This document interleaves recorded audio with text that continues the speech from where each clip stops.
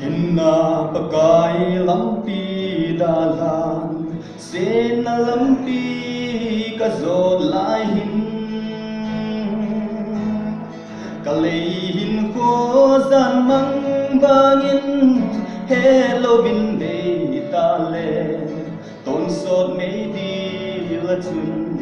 kum kon kamon na den pakai mong chan kalehin ko tagaw lam vai ding kahitai sip yen thei na re hem sot tai na kom hin bel tange kahin ko be ka in pakai na tung tange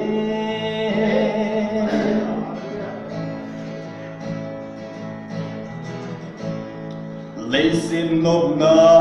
ca hồ lại hin ca sumil tai na hin na thu lấy ya hin ki pa na ding le no na ding ka ho lin kamu dấu côi pakai a poi nang tai lâu pakai mang chan kalehin ko tagaw lam vai ding kahitai sit yen thei na re hem sot tai na kom hin bel tange kahin ko be ka in pakai na tung tange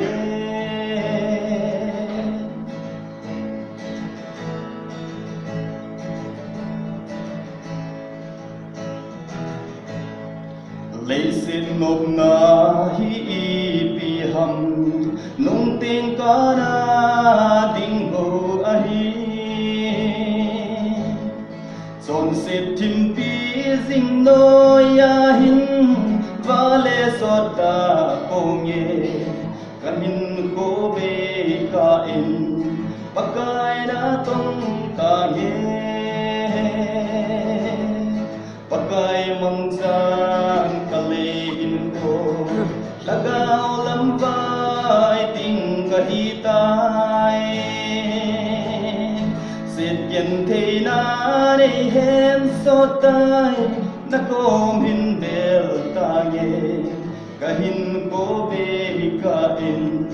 pakai na tung tange. Đầu tiên là một thiền chân tay nó